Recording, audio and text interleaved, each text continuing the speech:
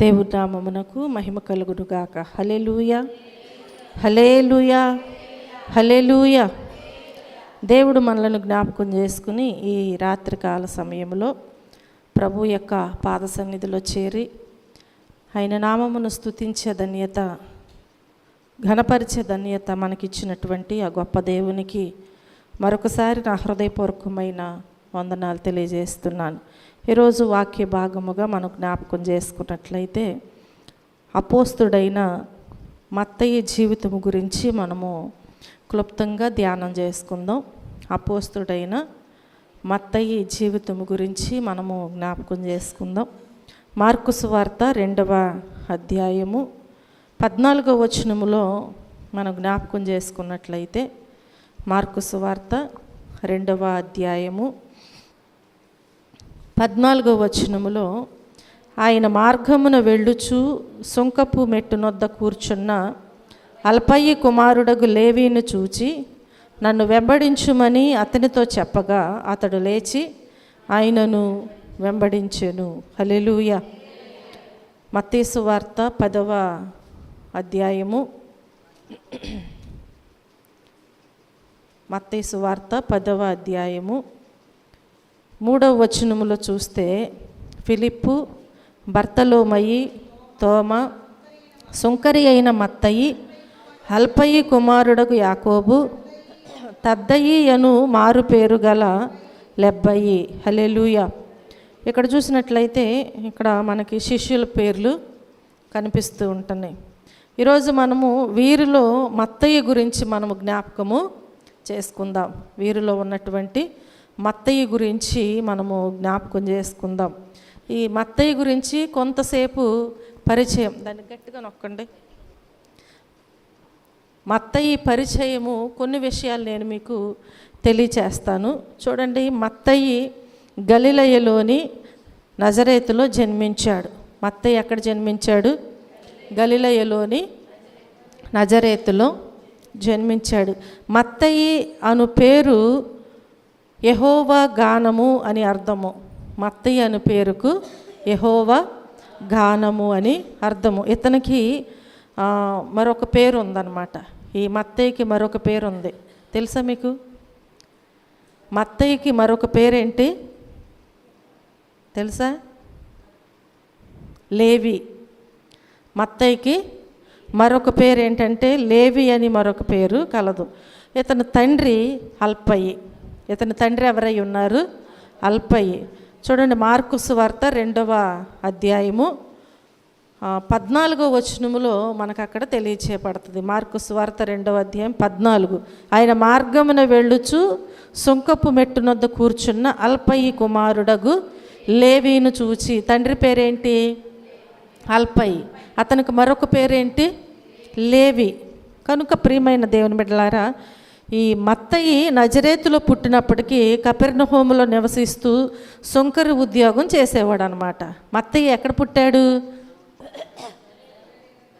మత్తయి ఎక్కడ పుట్టాడు? గలిలయలో పుట్టాడా? మత్తయి ఎక్కడ పుట్టాడండి? ఇప్పుడే చెప్పాను, నజరేతులో పుట్టాడు కదా. ఈ మత్తయి నజరేతులో పుట్టాడు, కానీ ఈయన ఉద్యోగ రీతిగా ఎక్కడ ఉంటున్నాడు? కపెర్నహూములో ఉంటున్నాడు అనమాట. ఈ కపెర్నహూములో నివసిస్తూ ఆయన అక్కడ ఉద్యోగం చేస్తున్నాడు. ఆ ఉద్యోగం ఏంటి అంటే ఆ సుంకం అనమాట. కాబట్టి ఈ సుంకరి అనేటువంటి ఉద్యోగము చేస్తూ ఆయన జీవిస్తూ ఉన్నాడు. ఆ కపెర్నహూము హేరోదు రాజు పాలనలో ఉందన్నమాట. ఆ టైంలో కపెర్నహూము హేరోదు రాజు యొక్క పాలనలో ఉందన్నమాట. ఈ హేరోదు రాజు మనం జ్ఞాపకం చేసుకున్నట్లయితే రోమాను ప్రభువులకు సామంతుడు. అందుచేత ఈ మత్తయి రోమాను భాషను ఆ టైంలో ఆయన బాగా మాట్లాడేవారంట. మత్తయి రోమా భాషను బాగా మాట్లాడగలడు. లాటిన్లో కూడా ఆయన చాలా అనర్గళకంగా మాట్లాడుతూ ఉండేవాడంట మత్తయి. కాబట్టి ఇక్కడ మనం చూస్తే యేసుక్రీస్తు శిష్యులలో మత్తయి కూడా ఒకరై ఉన్నారు. యేసుక్రీస్తు శిష్యులలో మత్తయి కూడా ఒకరై ఉన్నారు. దానికి మనం వాక్యాల్లో చాలా చోట్ల మనం చూస్తూ ఉంటాం. మత్తయి సువార్త 9వ అధ్యాయము 9వ వచనం నుంచి 13 వరకు మనం చూసాం కదా, అక్కడ వ్రాయబడి ఉంటుంది. మార్కు సువార్త 2వ అధ్యాయము 13వ వచనం నుంచి 17వ వచనం వరకు కూడా అక్కడ వ్రాయబడి ఉంటుంది. లోకా సువార్త 5వ అధ్యాయము 27 నుంచి 32 వరకు కూడా, అంటే ఈ స్టోరీలో ఈయన పేరు కూడా అక్కడ 3 అధ్యాయాల్లో కూడా మనకి ఈయన గురించి తెలియచేయబడదు, చూస్తూ ఉంటాం. రెండవదిగా మత్తయి యొక్క పరిచయం నేను ఇప్పటి వరకు మీకు తెలియచేశాను. ఎక్కడ పుట్టాడు, ఎక్కడ పెరిగాడు, ఆయన వృత్తి ఏంటి, ఆయన భాష ఏంటి అన్నీ మీకు తెలియచేశాను. తండ్రి పేరు ఇవన్నీ చూసాం కదా. రెండవది మనం చూసినట్లయితే మత్తయి వృత్తి అన్నమాట. మత్తయి వృత్తి. ఈ మత్తయి ప్రజలందరి చేత అసహించుకోబడినటువంటి ఒక వ్యక్తిగా ఉన్నాడు. ఎలా ఉన్నాడు? మత్తయి అంటే ఎవరికైనా ఇష్టం ఉందా? ఎవరికి ఇష్టం లేదు. కఠినంగా ఉండేవారిని మనం ప్రేమించగలుగుతామా? ఎవరిని ప్రేమించలేం. ఏంటి ఎంత కఠినంగా అని చెప్పి. అట్లాగే కఠినము కంటే కూడా ఇంకో భాషలో మనం చూస్తే అన్యాయం కదా. అన్యాయంగా ఉండేవారంటే ఎవరికి కూడా ఇష్టం ఉండదు. కాబట్టి ఈ మత్తయి కూడా ప్రజలందరి చేత ఎలాంటి వాడుగా ఉన్నాడంటే అసహించుకోబడినటువంటి వ్యక్తిగా మనకు కనిపిస్తున్నాడు. అందుకు కారణం ఏంటంటే అతడు లేవి గోత్రానికి చెందినవాడై ఉండి కూడా అతడు సాంప్రదాయ సిద్ధముగా వస్తున్నటువంటి యాజక వృత్తిని వదిలివేశాడు. లేవీలు ఏం చేసేవారు అప్పుడు? లేవీలకు ఇచ్చింది ఏంటి? భాగ్యము అంటే యాజక ధర్మము. లేవీలకి ఇస్తే ఈయనేం చేశాడంటే తనకున్న ఉద్యోగ రీత్యా ఆ లేవి యొక్క ధర్మాన్ని కూడా, ఆ సాంప్రదాయాన్ని కూడా ఏం చేశాడు? ఆ వృత్తిని వదిలివేసేసి యాజక సాంప్రదాయానికి ద్రోహం చేశాడు. దేవుడు మనకు అప్పగించిన పనిని మనం ఏం చేయాలంటే అందులో లాభం అనేది చూడకూడదు. దేవుడు ఒక పని అప్పగించాడు మనకి, దానిలో లాభం వెతుక్కోకూడదు. దానిలో ఒకవేళ నష్టం వస్తుందని విడిచిపెట్టకూడదు. ఏం చేయాలి? దేవుడు మనకు అప్పగించిన పనిని మనం నమ్మకంగా చేయాలి, అంతే. ఈయన చూస్తే మనం జ్ఞాపకం చేసుకుంటే ఈయన ఆ వృత్తిని వదిలివేసి ఏం చేశాడంటే ఆ సుంకరి వృత్తికి వెళ్ళిపోయి దానిలో ఒక దిగజారిపోయినట్లుగా మనం అనుకోవాలి. ఆ సుంకరి వృత్తిలో ఏమయ్యాడనమాట? తను దిగజారిపోవటానికి కారకుడుగా ఉన్నట్లుగా మనం చూస్తున్నాం. ఆ దినాలలో రోమా ప్రభుత్వము కొన్ని పన్నులు నిర్ణయించేదనమాట. పన్నులు అంటే మనకు కూడా తెలుసు కదా. ఇంటి పన్ను ఉంటుంది, మనకేవే పన్నులు ఉంటాయి? ఇంటి పన్ను ఉంటుంది, కరెంటు పన్ను ఉంటుంది, నీటి పన్ను ఉంటుంది, లైబ్రరీ పన్ను ఉంటుంది, తెలుసా? లైబ్రరీ పన్ను ఉంటుంది, ఇంకా కదా డ్రైనేజీలని ఇవన్నీ ఉంటాయి. అంటే వాటర్ తీసుకోవటానికి ఉంటుంది, వాటర్ పోటానికి కూడా పన్నులు ఉంటాయి. తెలియదు చాలామందికి. జ్ఞాపకం చేసుకోండి ప్రియమైన దేవుని బిడ్డలారా, ఇట్లా పన్నులు కొన్ని ఉంటాయి అన్నమాట. అట్లాగే అక్కడ కూడా మనం చూస్తే ఆ దినాలలో రోమా ప్రభుత్వము కొన్ని పన్నులు నిర్ణయించేది. ఆ నిర్ణయించినప్పుడు ఆ పన్నులు వారికి కట్టాలి కదా. పన్ను నిర్ణయించినప్పుడు ఇప్పుడు మనకేం చేస్తారు? డిమాండ్ నోటీస్ ఇస్తారు. ఆ నోటీసులో పలానా దానికి ఎంత పన్ను అని ఉంటుంది, అంతే కడతాం మనం. కట్టించుకోవటానికి వచ్చిన వారు ఎగస్ట్రా అడిగితే ఇస్తామా? ₹1 కూడా ఇవ్వం. జ్ఞాపకం చేసుకోండి. ఇక్కడ మనం చూసినట్లయితే ఆ పన్నులు వారికి కట్టినట్లయితే ఈ సుంకరులు అంట జనుల యొద్ద నుండి ఎంతైనా కానీ వసూలు చేసుకోవచ్చు అంట. పన్ను విధిస్తారు, కానీ ఈ ఉద్యోగం చేసేవారు ఉన్నారు కదా, పన్నులు కట్టించుకునే ఉద్యోగము, ఈ సుంకరి ఉద్యోగము, వీళ్ళు ఏం చేసేవాళ్ళంటే ఆ జనుల దగ్గర నుంచి ఎవరు ఎంత ఇస్తే అంత దోచుకోవటానికి ప్రయత్నం చేస్తూ ఎక్కువ పన్నులు విధించి వారి దగ్గర ఎక్కువ డబ్బులు దోచుకుంటూ వారు ఉండేవాళ్ళంట. ఎంతైనా కానీ వారి దగ్గర నుంచి తీసుకోవటానికే ప్రయత్నం చేసేవారంట. ఆ రోమా ప్రభుత్వానికి మాత్రం నిర్ణయించినటువంటి, అంటే ఎంతైతే ప్రభుత్వం నిర్ణయించిందో ఆ పన్ను వారికి మాత్రం అంతే చెల్లించేవారంట. కానీ ఈ మధ్యలో ఈ ఉద్యోగం చేసేవారు మాత్రం ఎగస్ట్రా పన్ను వసూలు చేసుకునేవారనమాట. కాబట్టి ఎట్లా వారు ఏం చేసేవారంటే అన్యాయముగా, అక్రమంగా ప్రజల దగ్గర ఆ పన్నులు వసూలు చేసుకుని లాభము సంపాదించుకునేవారు. కాబట్టి ఆనాడు ఏం పేరది? ఈయన పేరేంటండి?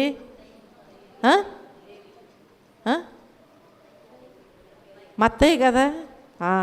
ఈ మత్తయి అంటే ఎవరికి ఇష్టం ఉండేది కానే కాదు. గుర్తుపెట్టుకోండి పేరు, నేను మర్చిపోతా ఉంటా, అందరూ గుర్తుపెట్టుకోవాలి. ఈ మత్తయి అంటే ఎవరికి కూడా ఇష్టం ఉండేది కాదు. కాబట్టి ఆనాటి సుంకరులు ఎలాంటి వారుగా ఉన్నారంటే లంచము తీసుకునేవారుగా వారు కనిపిస్తూ ఉంటున్నారు. మనుషులను బాధ పెట్టి వారి ఇష్టం వచ్చినంత పన్నులు వసూలు చేసేవారుగా వారు కనిపించారు. వారిలో ఈయనొక వ్యక్తి అనమాట. అలాంటి వారు అక్కడ ఉన్నారు కాబట్టి, అలాంటి వారుగా వారు జీవిస్తున్నారు కాబట్టి అందరి చేత ఈ మత్తయి ఏం చేస్తున్నాడంటే అసహ్యించుకోబడినటువంటి వ్యక్తిగా ఈ మత్తయిని మరి ప్రభువు కూడా ఆ టైంలో ఎన్నుకోలేదు. ఆ తరువాత మనం చూస్తే మత్తయిని కూడా శిష్యులను ఎన్నుకుంటూ వచ్చాడు దేవుడు. ఒక్కొక్కరిని పిలుస్తున్నారు.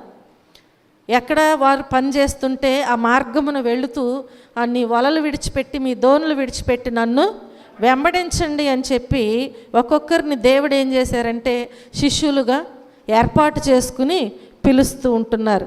ఈ అసహ్యించుకోబడినటువంటి మత్తయిని కూడా ప్రభువు ఎన్నుకొనటం ఎంత ఆశ్చర్యము, అవునా? మనుషులందరూ కూడా ఈయన ఏం చేశారు? అసహ్యించుకున్నారు, ద్వేషించారు. ఈయనంటే అందరికీ కోపం. కానీ ఇలాంటి వ్యక్తిని కూడా దేవుడు ఏం చేశాడు? పిలుచుకున్నాడు అనమాట. హల్లెలూయా. చూడండి ప్రియమైన దేవుని బిడ్డలారా, మొదటిది నేను మీకు చెప్పాను కదా, మొదటిది పరిచయం, రెండవది ఆయన వృత్తి ఏంటనేది మనం తెలుసుకున్నాం. ఇప్పుడు దేవుడు ఆయనను పిలుచుకున్నాడు. ఆయన పిలుపుని గురించి మనం కొన్ని విషయాలు జ్ఞాపకం చేసుకుందాం. యేసుక్రీస్తు ప్రభువారు ఆ మార్గమున వెళుచూ ఉన్నారంట. ఏ మార్గమునంటే కపెర్నహూము వెళుచూ ఉన్నారంట. ఆయన ఎక్కడున్నాడని చెప్పాను? కపెర్నహూములో ఉద్యోగ రీతి అక్కడ జీవిస్తున్నాడు. అప్పుడు యేసు ప్రభువారు ఆ మార్గము గుండా, కపెర్నహూము మార్గము గుండా వెళ్ళుచూ ఉన్నారంట. వెళ్ళుచూ ఉండగా తనను వెంబడించమని ఈ సుంకపు మెట్టుపై కూర్చున్నటువంటి మత్తయిని చూసి పిలిచాడు. హల్లెలూయా. ఎక్కడ కూర్చున్నాడు? సుంకపు మెట్టు దగ్గర కూర్చున్నాడంట మత్తయి. ఆ కపెర్నహూము ఆ మార్గము గుండా వెళ్ళుచూ ఉన్నప్పుడు యేసయ్యకు ఎవరు కనిపించారు? అందరి చేత అసహించుకోబడేటువంటి వ్యక్తి కనిపించాడు. లంచగొండి కనిపించాడు. అన్యాయస్తుడు కనిపించాడు. ఇప్పుడు ప్రభువు అంట మత్తయితో మాట్లాడుచు అంటున్నాడు కదా. ఏమంటున్నాడు దేవుడు? వెళ్ళుచు నీవు నన్ను వెంబడించు అన్నారు. హల్లెలూయా. ఎంత ఆశ్చర్యమో అసలు. వచ్చి నీవు నన్ను వెంబడించమని అక్కడ కూర్చున్నటువంటి మత్తయిని దేవుడు పిలిచాడు. అప్పటికే కపెర్నహూముకు చెందినటువంటి కొంతమంది శిష్యులను దేవుడు ఏర్పాటు చేసుకున్నారు. ఎవరండి శిష్యులే? ఎవరు? పేతురు, యాకోబు, యోహానులు. అర్థమైందా? పేతురు, యాకోబు, యోహానులు క్రీస్తు శిష్యులుగా వీరు మారిపోయారు అప్పటికే. ఆ తర్వాత ఈయన కూడా దేవుడు ఏం చేశారనమాట? పిలుచుకున్నారు. మత్తయి ఆ సుంకపు మెట్టు దగ్గర నుండి లేచి ప్రభువును వెంబడించినప్పుడు తన ఉద్యోగమును, తన సంపదను, అప్పటిదాకా అన్యాయముతో అక్రమంతో సంపాదించాడు కదా, తన జీవితంలో సంపాదించినటువంటి ఆ సంపాదన అంతటిని, అలాగే తనకు ఒక అధికారం ఉంది, ఆ అధికారాన్ని, ఇవన్నీ కూడా యేసయ్య ఒక్క మాటే అన్నది. ఒక్క మాటే, నీవు వచ్చి నన్ను వెంబడించు అన్నారు. అప్పటి వరకు ఉన్నటువంటి అధికారము, ఉద్యోగము, సంపద అన్నీ కూడా విడిచిపెట్టేసి యేసయ్య పిలువగానే వెంటనే దేవుణ్ణి వెంబడించినట్లుగా మనం చూస్తున్నాం. హల్లెలూయా, హల్లెలూయా. వెంటనే అవన్నీ విడిచిపెట్టేశాడు. నిజంగా ఈరోజు మనం జ్ఞాపకం చేసుకుంటే ఈ లోకంలో నీతిమంతుడు లేడు, ఒక్కరు కూడా లేరు. అందరం కూడా పాపం చేసిన వారమని దేవుని వాక్యము సెలవిస్తుంది. అందరినీ దేవుడు పిలుస్తున్నారు. వ్యభిచారినైనా, దొంగనైనా, మోసంతో ఉన్న, ఎలాంటి జీవితంతో ఉన్న దేవుడు వారిని పిలుస్తున్నాడు. పిలిచినప్పుడు మనం దేవుణ్ణి వెంబడిస్తున్నాం. దేవుడు నాతో మాట్లాడి నన్ను పిలుచుకున్నారు, నేను రక్షణ పొందాలి, నేను దేవుని బిడ్డగా ఉండాలి అని మనం మారు మనసు పొంది, రక్షణ పొంది దేవుని బిడ్డగా సాగుచున్నాం. కానీ అక్కడున్నటువంటి ఆ మత్తయి విడిచిపెట్టిన జీవితాన్ని అసలు ఎవరైనా విడిచిపెడుతున్నారా? అదే కదా, విడిచిపెడితేనే కదా దేవుణ్ణి వెంబడించినట్టు, అవునా కాదా? దేవుడు పిలిచిన పిలుపుకు ఒక అర్థం ఎప్పుడు ఉంటుంది అంటే, మనం దేవుడు పిలిచినప్పుడు, దేవుడు మనల్ని చేసినప్పుడు మనం ఎలా ఉన్నామో అలా ఆయన దగ్గరికి వెళ్తేనే, అవునా? ఆయన అలాగే వెళ్ళాడు. పుట్టిన బిడ్డకి ఏదైనా దోషం పాపం ఉంటుందా? ఏదన్నా తెలుసు? అసలు లోకంలో ఉన్నది ఏది ఉండదు. పెరిగి పెద్దవారమైన తర్వాత అన్నీ మనలోకి వచ్చేస్తాయి కదా. కాబట్టి ఈ మత్తయి కూడా అప్పుడు వరకు ఎంతో అన్యాయంతో, అక్రమముతో జీవిస్తున్నాడు. ఒక అధికార హోదాతో అందరినీ బాధ పెట్టుచూ ఉంటున్నాడు, ఎంతో సంపాదించుకున్నాడు. కానీ ఈ దేనికోసం ఆలోచించలేదు. దేవుడు మాట్లాడి నన్ను వెంబడించు అనగానే వాటన్నిటిని అక్కడే విడిచిపెట్టేసి ఎలాగైతే దేవుడు సృష్టించాడు అలా దేవుణ్ణి వెంబడించాడు. హల్లెలూయా. అదే దేవునికి కావలసినటువంటి జీవితం. అలా వెంబడించుకోకుండా మనుషుల కోసం మనం దేవుణ్ణి వెంబడిస్తే, మన అవసరతల కోసం దేవుణ్ణి వెంబడిస్తే అది ఏమాత్రము కూడా దేవుని ఎదుట మనకు విలువైన జీవితము కానే కాదు. కాబట్టి ప్రియమైన దేవుని బిడ్డలారా, అంతేకాకుండా ప్రభువును వెంబడించిన మత్తయి తన ఇంట గొప్ప విందు ఏర్పాటు చేశాడు.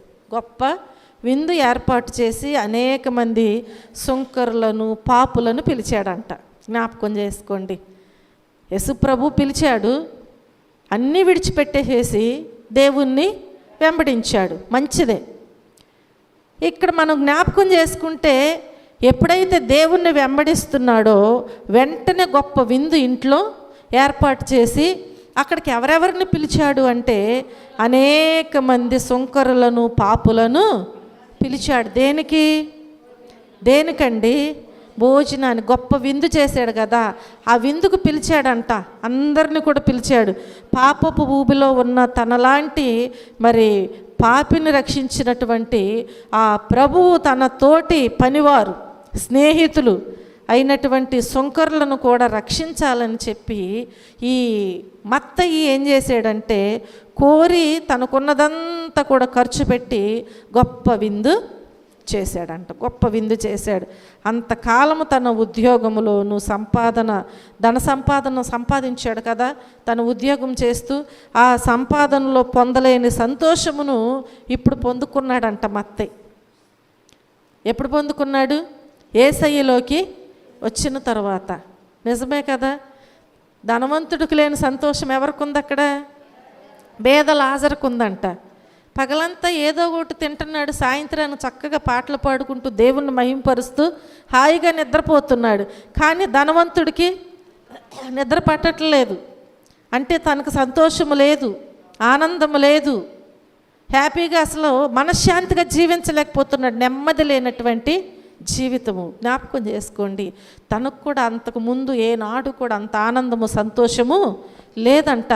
ఎప్పుడైతే దేవునిలోకి వచ్చి ఉన్నాడో తర్వాత ఎంతో పొందలేనటువంటి సంతోషము, ఆనందము కలిగి గొప్ప విందును చేశాడు. మత్తయి యేసుక్రీస్తుని భోజనానికి ఆహ్వానించాడు. ఎవరిని ఆహ్వానించాడు? యేసుక్రీస్తుని భోజనానికి ఆహ్వానించాడు. ఆహ్వానించినప్పుడు అక్కడ సుంకరులు, పాపులు మాత్రమే ఆ ఇంట ఉన్నారంట. ఎవరెవరు ఉన్నారు? సుంకరులు, పాపులు మాత్రమే ఆ ఇంట్లో. వీరిని చూసి పరిసయ్యులు కూడా ఉంటారు కదా, వీరిని చూశారంట. ఎవరినండి? పాపులను, సుంకరులని ఎవరు చూశారు? పరిసయ్యులు చూశారు. ఈ పరిసయ్యులు చూసి అంటున్నారు కదా, మీ బోధకుడు సుంకరులతోనూ పాపులతోనూ కలిసి ఎందుకు భోజనము చేస్తున్నాడు? చూసారా? ప్రతి చోట ఏదో ఒకటి వెతికేవారు ఉంటారు. మనకు ఎవరు కావాలి? అసలు ఎవరు కావాలండి? దేవుడు కావాలి, దేవుని మాటలు కావాలి కదా. ఇవి వదిలేసి మనం ఏదేదో ఆలోచిస్తూ ఉంటాం. అసలు ఏదేదో ఆలోచిస్తూ ఉంటాం. ఈ ఆలోచన ఇదంతా కూడా మన హృదయాన్ని గలిబిలి చేస్తుంది, కానీ దేవుని మాటలు మన హృదయంలోకి వెళ్ళవు. ఎందుకంటే అపవాది వెళ్ళకుండా చేస్తుంది, వెళితే మనం బ్రతుకుతాం కదా. కాబట్టి ఇక్కడ మనం జ్ఞాపకం చేసుకుంటే అక్కడ ఉన్నటువంటి పాపుల్ని, సుంకరులను చూసి అప్పుడు అంటున్నాడు కదా, మత్తయితో అంటున్నారంట వీళ్ళు, మీ బోధకుడు ఏంటంటే సుంకరులతోనూ పాపులతోనూ కలిసి ఎందుకు భోజనము చేస్తున్నాడు అని చెప్పి అడిగారంట. అడగంగానే అప్పుడు యేసు ప్రభువారు ఆ ప్రశ్న విన్నారంట. ఆ ప్రశ్న యేసు ప్రభువారు విన్నారంట. ఎందుకని? ఆయన చెవులుండి వినలేని దేవుడు కాదు కదా, మన హృదయ రహస్యాలన్నీ ఎరిగిన దేవుడు కాబట్టి ఇప్పుడు యేసు ప్రభువారు విని 10వ వచనములో మనం చూస్తే, రోగులకే కానీ ఆరోగ్యము గల వారికి వైద్యుడు అక్కర్లేదు కదా. అవును కదా, మనము హాస్పిటల్ దగ్గరగా ఉందని చెప్పి ఏ రోగం లేకపోయినా వెళ్ళి 500 ఫీజు కట్టి చూపించుకుంటామా? రోగం వస్తేనే వెనకాడతాం, 500 కట్టాలి వెళితే అని. అవునా కాదా? అదే తగ్గుద్దులే అన్నట్టుగా ఉంటాం. చూడండి, ఎవరికి కావాలంట వైద్యుడు? రోగులకే, మంచివారికి అవసరం లేదు కదా. కాబట్టి దేవుడు కూడా మాట్లాడుచున్నారు వారితో. వారు ఎప్పుడైతే ఆ ప్రశ్న వేశారో, మీ బోధకుడు ఈ పాపులతోనూ ఈ సుంకరులతోనే భోజనము చేస్తాడంటే వారితోనే కలిసి ఉంటాడా ఏంటి? మీ బోధకుడికి ఇదేనా ఇక పని అన్నట్లుగా. కాబట్టి ఇప్పుడు వెంటనే యేసు ప్రభు వారికి ఒక మంచి జవాబునిచ్చారు. ఏంటి అంటే, రోగులకే కానీ ఆరోగ్యము గల వారికి వైద్యుడు అక్కరలేదు కదా. నేను పాపులను పిలువవచ్చి తిని కానీ నీతిమంతులను పిలువ రాలేదు అని సమాధానం ఇచ్చారు యేసయ్య. అప్పటి నుండి మత్తయి క్రీస్తును వెంబడించటం మొదలుపెట్టాడండి. ఇక హల్లెలూయా, హల్లెలూయా. ఇప్పుడు దేవుడు ఎవరికి కావాలి? ఎవరైతే నేను పాపిని అనుకుంటారో వాళ్ళకే దేవుడు కావాలి. అవునా? నాలో ఏ పాపము లేదంటే నీకు దేవుడు అవసరం లేదు. ఇక ఏ పాపము లేదు అని అనుకున్న వారికి దేవుడు అవసరమే లేదు. దేవుడు ఎవరికి కావాలి? ఇప్పుడు పాపులకు మాత్రమే దేవుడు కావాలి. మత్తయి సొంకుము వసూలు చేయటానికి తన వృత్తిగానే తలంచి చేయుచు ఉంటున్నాడు. అయితే యూదుల ఆచారం మాత్రము విడిచిపెట్టలేదు. సొంకుము వసూలు చేయటం తన వృత్తిగానే తలంచాడు. అది చక్కగా చేయిస్తూ ఉన్నాడు. అయితే ఈ యూదుల ఆచారమును మాత్రం ఆయన విడిచిపెట్టలేదు. ఎంత మరి వివేకము చూడండి. జ్ఞానము గల మత్తయి ఏం చేస్తున్నాడంటే, యూదుల గ్రంథములను ఎక్కువగానమాట ఎప్పుడు కూడా ఆ యూదుల గ్రంథాన్ని చదువుతూ ఉండేవాడు. మత్తయి ఏం చేసేవాడు? చదువుతూ ఉండేవాడు. అయితే 4 సువార్తల్లో ఈయన రాసినటువంటి సువార్తలోనే ఎక్కువ పాత నిబంధన వాక్యాలు ఎత్తి వ్రాయబడి ఉన్నవి. మత్తయి ఏది రాశారు? ఏ సువార్త రాశారు? చూసారు ఎంత డౌట్? ఏ సువార్త రాశాడండి? మత్తయి సువార్త రాశాడు కదా. అయ్యయ్యో, మత్తయి ఏం రాశాడు? మత్తయి సువార్తను రాశాడనమాట. ఆయన ఎప్పుడు కూడా చక్కగా ఆ గ్రంథాన్ని చదువుతూ తన జ్ఞానమును దేవుని దగ్గర పెట్టి చక్కగా అదంతా కూడా ఆయన వ్రాసినట్లుగా ఈ పాత నిబంధన వాక్యాలు ఎత్తి ఆ గ్రంథములో చక్కగా వ్రాసినట్లుగా మనం చూస్తున్నాం. ఈ పాత నిబంధన గ్రంథములను మాత్రమే కాకుండా ఈ ప్రస్తుత కాల సంఘటనలు కూడా గ్రహించినటువంటి మత్తయి ఏం చేశాడంటే, క్రీస్తుని గూర్చి కూడా చక్కగా అక్కడ ఆ సువార్తలో వ్రాసాడు. యేసుప్రభు వారి గూర్చి కూడా ఏం చేశాడు? విని చక్కగా వ్రాసారనమాట. అందును బట్టి యేసుప్రభు వారు ఆయనను చూసి నన్ను వెంబడించమని చెప్పి చక్కగా ఆయనతో మాట్లాడినప్పుడు ఆయన లేచి ఆయనను వెంబడించినట్లుగా మనం చూస్తున్నాం. హల్లెలూయా, హల్లెలూయా. అది ఆయన యొక్క పిలుపు. ఆయన పిలుపు ఎలా వచ్చిందో అర్థమైంది కదా. నేను క్లుప్తంగా చెప్తున్నాను, మీరు అందరు చక్కగా గ్రహించండి. తెలియకపోయినా కానీ అవును అది ఇది అని మనం అనుకోకూడదు. వినాలి, ప్రతిదీ కూడా ఏం చేయాలి? వినాలి. చూడండి, 4వదిగా చూస్తే మత్తయి యొక్క తగ్గింపును జ్ఞాపకం చేసుకుందాం. మత్తయి యొక్క తగ్గింపు. మత్తయి ప్రభువును వెంబడించాడు. ఎప్పుడు ప్రభువుని ఏ ప్రశ్నలు వేయలేదు. అసలు యేసు ప్రభువుని వెంబడించాడు. ఆయన ఒక్క మాట పిలవగానే ఆ ఒక్క మాటతోనే ఆయనను వెంబడించాడు. ఆయన ఎంతగానో గ్రంథాలు విరివిగా చదివాడు, జ్ఞానం ఉంది. కానీ యేసు ప్రభు వారిని ఎప్పుడు కూడా ఒక్క ప్రశ్న కూడా వేయలేదన్నమాట ఆయనను వెంబడించినప్పుడు. చూడండి, ఈ వాక్యములు మనం జ్ఞాపకం చేసుకుంటే, ఈ వాక్యాలు మనం చదివేటప్పుడు అక్కడెక్కడ కూడా ఆయన ఏమాత్రము కూడా ప్రశ్న వేసినట్లుగా మనకు కనిపించదు. మత్తయి సువార్తలో 10వ అధ్యాయంలో మనం చూస్తే 10వ అధ్యాయము 3వ వచనములో మనం చూస్తాం కదా, ప్రభువు ఏర్పరచుకున్న శిష్యులను గురించి వ్రాసినప్పుడు సుంకరి అయిన మత్తయి అని వ్రాసుకున్నాడు. యేసుప్రభు వారు రాశారు. ఇది ఎవరు రాశారు? మత్తయి రాశాడు కదా ఈ సువార్తని. మత్తయ్యే రాశాడు. ఆయన వ్రాస్తూ అక్కడ ఏమన్నారు అంటే సుంకరి అయిన మత్తయి అని రాశాడు. తగ్గింప కాదా? ఎంత తగ్గింపో.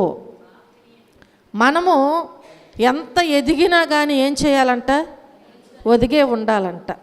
అలా కాకుండా నాకు అది ఉంది, నాకు ఇది ఉందని విర్రవీగితే రేపు అసలు మన పరిస్థితి ఏంటో మనకెవరికి తెలీదు. కాబట్టి ప్రియమైన దేవుని బిడ్డలారా, ఈ సుంకరి అయిన మత్తయ్యను వ్రాసుకున్నారు. అది గొప్ప కొరకు కాదు, కానీ ఇతరులను ద్వేషింపబడినటువంటి, తృణీకరింపబడినటువంటి నన్ను కూడా కదా, ఆయన ఉద్యోగము చేస్తూ సుంకము ఎక్కువగా వసూలు చేసినప్పుడు మనుషులందరూ ద్వేషించారు, అందరూ తృణీకరించారు. ఇలాంటి తృణీకరించినటువంటి, ద్వేషించబడినటువంటి నన్ను కూడా ప్రభువు ఎన్నుకున్నారు. హల్లెలూయా. అదొక కృతజ్ఞత. నన్ను కూడా దేవుడు ఏం చేశారనమాట? ఎన్నుకునేటువంటి జీవితాన్ని ఇచ్చారనేటువంటి కృతజ్ఞతతో తను వ్రాసినటువంటి ఈ సువార్తలో తగ్గింపుతో, ఆ తగ్గింపు కలిగినటువంటి తగ్గింపు జీవితముతో ఆయన అక్కడ వ్రాసినట్లుగా మనం చూస్తూ ఉంటున్నాం. హల్లెలూయా. కాబట్టి మనం జ్ఞాపకం చేసుకుంటే అయితే మత్తయి దీనుడై ప్రభువుని వెంబడించాడు అనమాట. మత్తయి ఎలా వెంబడించాడు? ఇప్పుడు దేవుణ్ణి వెంబడించేటప్పుడు తగ్గింపు అంటే దీనత్వము కలిగి వెంబడించాడు. పరిశుద్ధాత్ముడు అతన్ని ప్రేరేపించినప్పుడు తన కలం తీసుకుని మౌనముగా ప్రభువుతో ఉండి తాను విన్న సంగతులన్నీ కూడా ఆ పాత నిబంధన ఆ గ్రంథమంతా చక్కగా ధ్యానించి దాని ద్వారాగా మరి గుర్తించినటువంటి మర్మములన్నీ కూడా ఈ సువార్తలో వ్రాసినట్లుగా చూస్తున్నాం. అదే క్రొత్త నిబంధనలోని మత్తయి సువార్త. పాత నిబంధనలోని ప్రవచనములు ఎక్కువగా ఎత్తి వ్రాయబడినటువంటి గ్రంథము ఏది అంటే మత్తయి సువార్త. కాబట్టి తనకున్నదంతా కూడా ఖర్చు పెట్టి ఆ టైంలో ఏం చేశాడు? గొప్ప విందు చేశాడు. కానీ తన మత్తయి సువార్తలో మాత్రం అది వ్రాసుకోలేదు. రాశాడు ఎక్కడన్నా మత్తయి సువార్తలో? మత్తయి సువార్తలో రాయలేదు అసలు గొప్ప విందు చేసినట్లుగా. ప్రియమైన దేవుని బిడ్డలారా, లోకా సువార్తలో మనం జ్ఞాపకం చేసుకుంటే లోకా సువార్త 5వ అధ్యాయము 29వ వచనములో మనం చూసినట్లయితే లోకా సువార్త 5వ అధ్యాయం 29. ఆ లేవి తన ఎంట ఆయనకు గొప్ప విందు చేసెను, సుంకరులను ఇతరులు అనేకులను వారితో కూడా భోజనమునకు కూర్చుండిరి. హల్లెలూయా, హల్లెలూయా. తన అంత ఖర్చు పెట్టి, తనకున్నదంతా ఖర్చు పెట్టి ఆ గొప్ప విందు చేశాడు. కానీ మత్తయి సువార్తలో తనకు తానుగా వ్రాసుకోలేదు. లోకా సువార్తలో లోకా గారు దానిని గురించి వ్రాసారన్నమాట. హల్లెలూయా. ప్రభువు తనను పిలిచిన విషయమును తప్ప మరి తన గురించి ఎక్కడ కూడా వ్రాసుకోలేదు. తన సువార్త వ్రాసారు, కానీ మత్తయి సువార్తలు ఎక్కడ కూడా తనను గురించి వ్రాసుకోలేదు. మత్తయి, మార్కు, లోక, యోహాను సువార్తలు ఎవరు కూడా మేము వ్రాసాము అని తమ పేర్లు చెప్పుకోలేరు. మేము వ్రాసామని చెప్పి ఈ 4 సువార్తల్లో ఎవ్వరు ఎక్కడ కూడా వ్రాసుకోలేదు. హల్లెలూయా. చెప్పుకోలేదు. మేమే వ్రాసామని వారు నిరూపించుకోవటానికి ప్రయత్నం కూడా చేయలేదన్నమాట. అది దాని గురించి ఏమంటారంటే ఒక తగ్గింపు, దీనత్వము. ఎంతగా తగ్గించుకున్నారంటే అంత జ్ఞానం ఉండి అంత మంచి సువార్తలు వ్రాసినా కానీ ఇది మేమే రాసామని వారు ఎక్కడ కూడా అనలేదు. మనం చూస్తూ ఉంటే వాక్యాల్లో యేసుక్రీస్తు హెచ్చవలేను, హెచ్చవ్వాలి, మేమైతేనేమో తగ్గించబడాలి. యేసు ప్రభువారు హెచ్చించబడాలి, మేమైతేనేమో తగ్గించబడాలని వారి ఉద్దేశమైంది. నిజమైనటువంటి విశ్వాసి అయినా దైవజనుడైనా ఎవరైనా సరే, దేవుని పిల్లలనేవారు ఎవరైనా సరే దేవుని నిజముగా వెంబడించేవారు ఎవ్వరు కూడా వారిని వారు హెచ్చించుకోవటానికి వీల్లేదు. అలా హెచ్చించుకుంటున్నారు అంటే వారు దేవుని కొరకు వాడబడట్లేదు. అసలు నేను అలా అంటున్నారు అంటే వారు దేవుని కొరకు పిలువబడలేదు, దేవుని కొరకు వారు పని చేయట్లేదని చెప్పి మనము జ్ఞాపకం చేసుకోవాలి. చూడండి, మత్తయి సువార్త రచయిత ఒక యూదును గూర్చి యూదుల కొరకు వ్రాసినటువంటి సువార్తయే ఈ గ్రంథము. మత్తయి దీని గ్రంథకర్త అని చెప్పి నేను మీకు తెలియచేస్తున్నాను. మత్తయి సువార్త మాత్రమే క్రీస్తు కొండపై చేసిన ప్రసంగమును పూర్తిగా మనకు అందించినట్లుగా కూడా మనం చూస్తూ ఉంటాం. యేసు ప్రభు వారు కొండ మీద ప్రసంగం చేశారు కదా. ఏ అధ్యాయం అది? 5వ అధ్యాయం కదా. 5వ అధ్యాయంలో ఉంటుంది. అది ఏ సువార్తలో రాయలేదు, కానీ మత్తయి గారు మాత్రము దానిని వ్రాసినట్లుగా మనం చూస్తూ ఉంటాం. 24, 25 మొదలగు అధ్యాయములు యెరూషలేము యొక్క అంతము రాబోచున్నదని చెప్తూ ఉంటుంది అన్నమాట. 24, 25 అధ్యాయాలు క్రీస్తు శకము 70కి ముందుగానే వ్రాయబడి ఉండవచ్చని తను ఆధారముగా ఉన్నది. చూడండి, పలు రకముల ఆధారముల ద్వారాగా క్రీస్తు శకము 58కి 68కి మధ్యకాలమునందు పాలస్తీనా యందు కానీ సిరియా యొక్క అంతియొక్కయ యందు కానీ ఈ గ్రంథము వ్రాయబడినదని భావిస్తూ ఉంటున్నారు కొంతమంది రాసేవటువంటి వారు. ఆ మధ్యకాలములో అది వ్రాయ ఉండొచ్చని భావిస్తూ ఉంటున్నారు. యూదుల ఆచారములను విడవలేదు. అలాగే మనం జ్ఞాపకం చేసుకుంటే జ్ఞానము కలిగినటువంటి మత్తయి యూదుల గ్రంథమును కూడా చాలా ఎక్కువగా అంటే విరివిగా చదువుతూనే ఉండేవారు అన్నమాట. వివేకముగా ఆయన జ్ఞానము కలిగి ముందుకి సాగిపోయారు. ఈ 4 సువార్తలలో ఈయన రాసిన సువార్తలోని ఎక్కువ పాత నిబంధన వాక్యాలను వ్రాసినట్లుగా కూడా మనము చూస్తూ ఉంటున్నాం. ఈ పాత ఒడంబడికలో వాగ్దానం చేయబడినటువంటి దేవుని అభిషక్తుడుగాను దేవుని రాజ్యాన్ని తీసుకువచ్చే గొప్ప రాజుగా కూడా ప్రకటిస్తూ ఉంటున్నాడు. దీనిలో ఈ సువార్త గ్రంథము మెస్సయాను గూర్చి వ్రాయబడినట్లుగా మనం చూస్తున్నాం. ఉదాహరణకి దావీదు కుమారుడని మరి అక్కడక్కడ వ్రాయబడి ఉంది. దావీదు కుమారుడని మనం చూస్తూ ఉంటాం. పాత నిబంధన నుండి 53 సూటి అయినటువంటి ఉదాహరణలను 76 గుర్తించబడినటువంటి దృశ్యములను ఇక్కడ మనకు కనిపిస్తూ ఉంటాయి. పాత నిబంధన ప్రవచనాలను అక్షరార్థముగా క్రీస్తు ఎడలే నెరవేరినవని యూదులకు రాజు ఆయనే అని ప్రపంచానికి చాటిన వ్యక్తి కూడా ఈ మత్తయి అని మనము జ్ఞాపకం చేసుకోవాలి. ఈయన ఎవరు అంటే యూదులకు రాజు అని ఈ అధ్యాయాల్లో ఈ గ్రంథములో ఈ సువార్తలో వ్రాయబడి ఉన్నదన్నమాట. చూడండి, జెరోమ్ అంటే మత్తయిని గురించి ఈ విధముగా చెప్తున్నాడు. మత్తయి తొలిసారిగా ఆ క్రీస్తు సువార్తను హీబ్రూ భాషలో రాసినప్పుడు ఆ తరువాత అది గ్రీకు భాషలోనికి మలచబడింది అనమాట, అనువదించబడింది. ఈ కథనాన్ని యూసీబీఎస్ కూడా అంగీకరించినట్లుగా మరి కొన్ని పుస్తకాలలో చక్కగా దీని గురించి వ్రాయబడి ఉంటుంది. చూడండి ప్రియమైన దేవుని బిడ్డలారా, ఈ రీతిగా తను ఎంత జ్ఞానము కలిగి దేవుడిచ్చినటువంటి జ్ఞానముతో చదివిన దానిని ఆయన వివేకముతో అన్నీ అవలంబిస్తూ చక్కగా ఈ సువార్తలు ఇన్ని విషయాలు వ్రాసినప్పటికీ కూడా ఆయన ఎలా ఉన్నారు అంటే తగ్గింపు కలిగిన జీవితము కలిగే ఉన్నారు. ఎక్కడ కూడా తనను తాను హెచ్చించుకోలేదు. 6వదిగా మనం చూస్తే సేవ అన్నమాట. మత్తయి సేవ. మత్తయి అపోస్తులందరి వలె అనేక దేశాలలో సువార్త ప్రచారము చేశాడు. అందరిలాగానే ఈయన కూడా ఏం చేశాడనమాట, అపోస్తులందరి వలె అనేక దేశాలలో సువార్త ప్రచారము చేశాడు. ఈ క్రీస్తు ఆరోహణ అనంతరము మనం జ్ఞాపకం చేసుకుంటే 15 సంవత్సరాల వరకు కూడా, ఎన్ని సంవత్సరాలు? 15 సంవత్సరాల వరకు మత్తయి యూదుల మధ్య సువార్త ప్రకటించాడు. యేసుప్రభు వారు ఆరోహణ అనంతరం అన్నమాట. ఎన్ని సంవత్సరాలండి?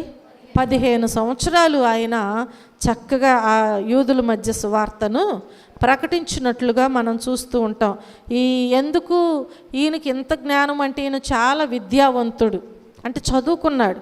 చదువుకుంటేనే కదా ఉద్యోగాలు వచ్చాయి, గవర్నమెంట్ జాబ్ కదా అయింది, అవునా? చూడండి ప్రియమైన దేవుని బిడ్డలారా, విద్యావంతుడైనటువంటి ఈ మత్తయి రాజులతోనూ ప్రభుత్వ ప్రముఖులతోనూ ఎప్పుడు కూడా మాట్లాడుతూ ఉండేవాడు. ఎందుకని?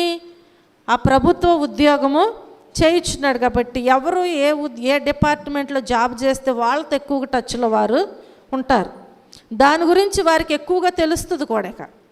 కాబట్టి ఇక్కడ కూడా మనం జ్ఞాపకం చేసుకుంటే ఈయన రాజులతోనూ ప్రభుత్వ ప్రముఖులతోనూ ఈయన ఎప్పుడు కూడా ఏం చేసేవాడంటే మాట్లాడుచు ఆయన ఏం చేసేవాడంటే వారికి యేసు ప్రభు గురించి తెలియజేస్తూ ఉండేవాడు. అంటే దేవుడిచ్చిన సమయాన్ని ఎక్కడ కూడా విడిచిపెట్టేవాడు కాదు. ధైర్యంగా ఏం చేసేవారు అంటే ఆ క్రీస్తుని గురించి మంచి మంచి విషయాలు సమర్థత కలిగినటువంటి మత్తయిలాగా వారితో మాట్లాడుతూ వారికి తెలియచేస్తూ భయపడుకోకుండా ఆయన మాట్లాడుతూ ఉండేవారు. కాబట్టి ఈ ఐగుప్తుకి ఐతూపియాకు వచ్చి సంఘాలను అంత జ్ఞానము కలిగి మరి ధైర్యంగా వారితో మాట్లాడుతూ ఉండేవాడు. కాబట్టి అక్కడికి వచ్చి సంఘాలను స్థాపించాడు ఆయన. అక్కడికి వచ్చి ఐగుప్తుకి ఐతూపియాకు వచ్చి ఆయనకున్నటువంటి జ్ఞానముతో ధైర్యముతో దేవుణ్ణి ఎంతగానో తెలుసుకుని ఆయన అక్కడికి వచ్చి సంఘాలను స్థాపించాడనమాట. స్థాపించి ఐతూపియాలో ఉన్నటువంటి 20 గొప్ప మాంత్రికులను కూడా జయించాడు. అక్కడ 2 మాంత్రికులు ఉన్నారు అక్కడ. ఎక్కడ? ఐతూపియాలో ఉన్నారు 2 మాంత్రికులు. ఆ 2 మాంత్రికులను కూడా ఇప్పుడు ఈయన ఏం చేశాడు? జయించాడు. వారిద్దరిని జయించి అక్కడ చాలామందికి యేసుక్రీస్తు యొక్క మార్గములోనికి వారిని నడిపించి వారికి బాప్తిస్మం ఇచ్చారు. హల్లెలూయా, హల్లెలూయా. అక్కడ ఉన్న ప్రజలందరూ కూడా వారి మాట ఎంత అంటే అదే, ఇక వారి దేవతనే సేవిస్తూ వారి మార్గంలో నడుస్తూ ఉన్నారు. అలాంటి వారి మధ్యలోనికి వెళ్ళి ఆ 2 జయించి అక్కడున్న వారందరిని దేవునిలోనికి నడిపించటమే కాకుండా వారందరికి బాప్తీసాలు ఇచ్చినట్లుగా మనం వాక్యాల్లో చూస్తూ ఉంటాం. హల్లెలూయా. అంతేకాకుండా చనిపోయిన ఐగుప్తు రాజు కుమారుడు కూడా క్రీస్తు నామములో మరల తిరిగి బ్రతికించాడు. చనిపోయాడు కానీ తిరిగి మరలా ఈయన ఏం చేశాడనమాట? బ్రతికించాడు. మరియు కుష్ఠరోగి అయినటువంటి అతని కుమార్తెను ఇపిజినియాను యేసునామములో స్వస్థతను కలిగించాడు. తన కుమార్తె అయినటువంటి ఇపిజినియా ఆమెను కూడా యేసుక్రీస్తు నామములో ఆ కుష్టి వ్యాధి కలిగినటువంటి ఆమెని స్వస్థపరిచి దేవునిలోకి నడిపించినట్లుగా మనం చూస్తున్నాం. ఆ తరువాత మనం జ్ఞాపకం చేసుకుంటే ఆయన పార్థివ దేహానికి ఆయన పార్థియాకి వచ్చాడు. అక్కడ ఐతూపియాలో సంఘాలు స్థిరపరిచి అక్కడ చాలామందిని మార్చి ఆ తరువాత అక్కడి నుంచి ఆయన ఎక్కడికి వచ్చాడంటే పార్థియాకు తిరిగి వచ్చాడనమాట. ఈ పార్థియాకు వచ్చాడు. ఇక్కడ క్రీస్తు శకము మత్తయి 60 సంవత్సరాలలో ఖడ్గము చేత వధించబడ్డాడనమాట. దేని చేత? ఖడ్గము చేత ఆయన వధించబడి క్రీస్తు కొరకు అక్కడికి వచ్చిన తర్వాత ఆ సువార్త ప్రకటిస్తూ అక్కడ కొన్ని బాధలు పడి ఒక ఖడ్గము చేత ఆయన హతుడైపోయాడు.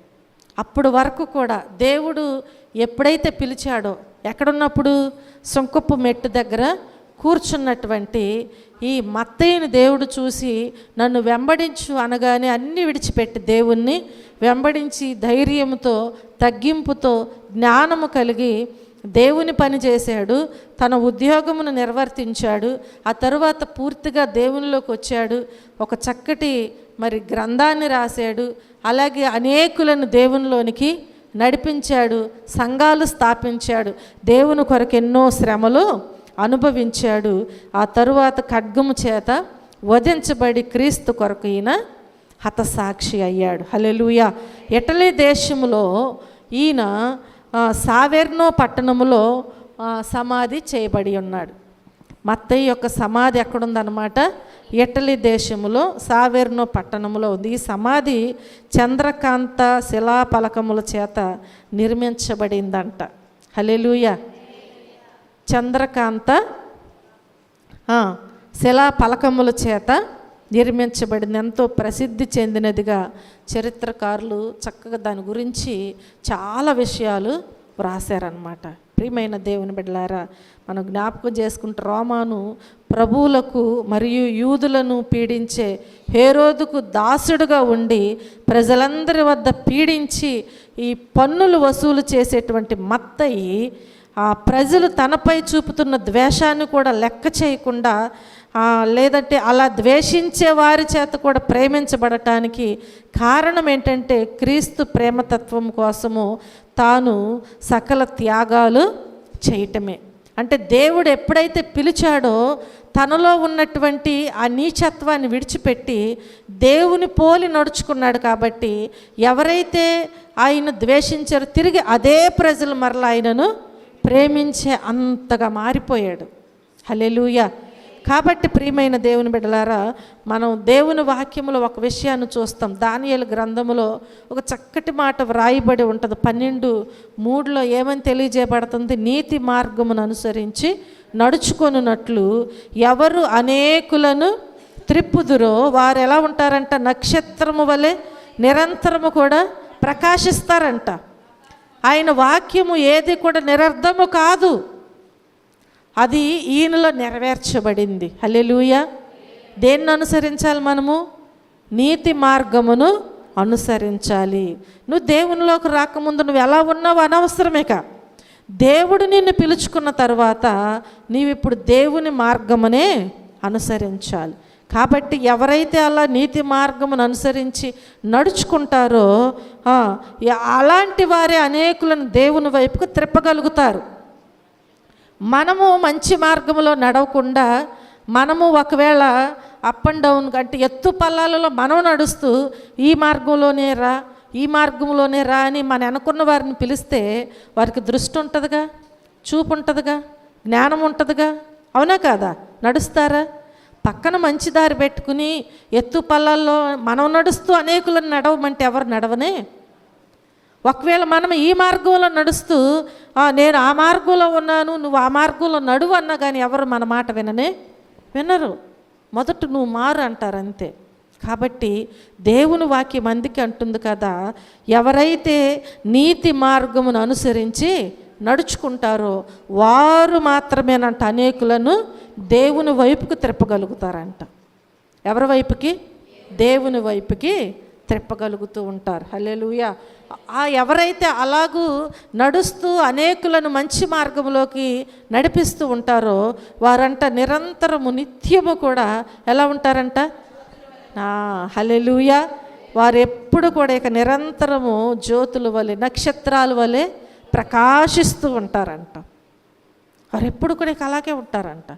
అలాంటి జీవితము ఎవరు జీవించారు అంటే ఈ మత్తయి జీవించాడు. కనుక ప్రియమైన దేవుని బిడ్డలారా, మత్తయికి అలాంటి జీవితం ఉంది కాబట్టే ఎంతమంది అయితే ఎవరి చేత అయితే ద్వేషించబడ్డాడో, ఎవరి చేత అయితే దూషించబడి తృణీకరించబడ్డాడో వారందరి కోసము ఆయన చాలా తగ్గించుకున్నాడు. తను తాను తగ్గించుకుని తను వెళ్ళిన మార్గంలోకి అనేకులను నడిపించగలిగాడు. దేవుని కొరకు జీవించాడు, దేవుని పని కొరకు జీవించాడు. అలాగే దేవుని పనిలోనే హతుడైనట్లుగా హతసాక్షిగా మారినట్లుగా మనం చూస్తున్నాం. కనుక ఈరోజు దేవుడు నిన్ను పిలుస్తున్నాడు. కానీ నువ్వు ఎలా జీవిస్తున్నావు దేవుని ఎదుట? దేవునిలో అసలు నువ్వు ఎలాగూ కొనసాగుతున్నావు? దేవుని కొరకు నువ్వు జీవించే జీవితంలో ఒక మంచి సాక్ష్యం ఉందా? ఇది మనం పరిశీలన చేసుకుని జీవించినట్లయితే మనలో ఉన్న లోపాలు మనకు కనిపిస్తాయి. అలా కాకుండా నన్ను నేను సమర్థించుకుంటూ ఉన్నంత కాలము నా లోపాలు నాకు కనిపించవు. అసలు నాలో ఏ లోపం ఉందని చూసుకుంటేనే కనిపిస్తుంది, కానీ నేను సరి చేసుకున్నంత వరకు నా లోపాన్ని గ్రహించలేను. కనుక దేవుని కొరకు మనం పాటుపడదాం, దేవుని పనిలో నమ్మకంగా ముందుకు సాగుదాం, దేవుని కృప మనం పొందుకుంటాం. హల్లెలూయా. దేవుడి చిన్న వాక్యాన్ని దీవించి ఆశీర్వదించునుగాక. ఆమేన్. ప్రార్థన చేసుకుందాం. అందరూ మోకరించినట్లయితే ప్రార్థన చేసుకుందాం. ఈ రాత్రికాల సమయంలో మరి మత్తయి గురించి మనము కొన్ని విషయాలు విన్నాం. మత్తయి గురించి మనం విన్నాం. మత్తయి అసలు ఎవరు, ఏంటి, ఎవరు కుమారుడు, ఇవన్నీ కూడా మనం విన్నాం. ఆ తరువాత మనం జ్ఞాపకం చేసుకున్నట్లయితే మత్తయి యొక్క వృత్తి ఏంటి అనేది మనం చూసాం. ఆ మత్తయి యొక్క ఆ పిలుపు ఏంటి, అసలు ఎలా ఉంది, ఆ తర్వాత మత్తయి జీవితంలో ఎలాగ తగ్గించుకున్నాడు. ఆ తర్వాత మనం జ్ఞాపకం చేసుకున్నట్లయితే మత్తయి అసలు ఎలాంటి జీవితం కలిగి, తగ్గింపు కలిగి జీవించి ఏ విధముగా ఆయన సేవలో ముందుకు సాగాడు అనేది మనం చూసి ఉన్నాం. నిజమే, దేవుడు అప్పగించిన పనిలో నమ్మకంగా ఉన్నాడు. మరణమును కూడా లెక్క చేయలేదు. నోటి మాటలతో కాకుండా క్రియారూపకముగా తన జీవితంలో జీవించినట్లుగా మనం చూస్తున్నాం. ఈ రాత్రి ప్రభువు మనతో మాట్లాడి ఉన్నారు. మనం ఎలా జీవిస్తున్నాం? దేవుడు మనకు అప్పగించిన పనిని మనం నమ్మకంగా చేస్తున్నామా? దేవుని నామానికి అవమానంగా మనం జీవిస్తున్నామా? మనం పరిశీలన చేసుకుని దేవుని సన్నిధిలో ప్రార్థన చేద్దాం, ప్రార్థన చేసుకుందాం.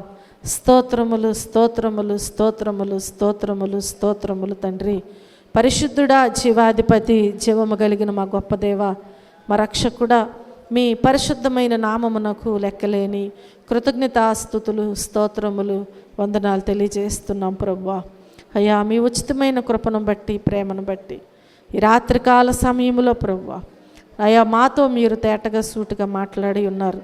మత్తయి గురించినైనా అనేక విషయములను మీరు మాకు తెలియచేసి ఉన్నారు ప్రభువా. విన్న వాక్యమును నాయన బిడ్డలు విడిచిపెట్టక హృదయంలో భద్రపరుచుకుని తిరిగి నెమరవేసుకునేటువంటి జ్ఞానమును మీరు దయచేయండి, జ్ఞాపక శక్తిని దయచేయండి. వాక్యానుసారముగా జీవిస్తున్నాయన ఆనాడునైనా అయ్యా మత్తయిని పిలిచిన దేవుడివి, ఈరోజు నన్ను పిలిచావని, నాతో మాట్లాడుచున్నావని ప్రతి ఒక్కరికి మీరు గ్రహింపు దయచేయండి ప్రభువా. మత్తయి ఏ విధముగా మిమ్మల్ని వెంబడించి ఉన్నాడు, ఏ విధముగా నా ప్రభువా అయ్యా ఇదిగో నా తండ్రి నైనా మీ సేవల్లో పిలుపులో ఏ విధముగా కొనసాగి ఉన్నారు అనేది మేము గ్రహించుకుని నా తండ్రి ఏ లోపముందో సరిచేసుకుని మీలో సాగిపోవటానికి మీ కృప దయచేయండి. దయగలిగిన దేవా, వచ్చిన బిడ్డలను బట్టి మీకు వందనాలయ్యా. రాలేని బిడ్డలు అనేక మంది ఉన్నారు. మీ చిత్తమైతే మరొక సమయమును వారికి మీరు అనుగ్రహించండి తండ్రి, మీకు వందనాలు. మా మధ్యలో మీరుండి మీ ఆత్మతో నడిపించినందుకు మరొకసారి మీకు కృతజ్ఞతాస్తుతులు చెల్లించుకొనొచ్చు. మీరే మహిమ ఘనత ప్రభావములు పొందమని యేసుక్రీస్తు అతి శ్రేష్టమైన నామములో ఈ ప్రార్థనా మనవలు అడిగి వేడుకుని పొందుకొని ఉన్నాము మా పరమ తండ్రి, ఆమేన్. మన తండ్రి అయిన దేవుని ప్రేమ, కుమారుడైన యేసుక్రీస్తు కృప, పరిశుద్ధాత్మని యొక్క అన్యోన్య సహవాసము, ఆదరణ ఇప్పుడు ఎల్లప్పుడు సదాకాలము తోడయుండి ఆదరించి రక్షించునుగాక, ఆమేన్. మీ అందరికీ నా వందనాలు.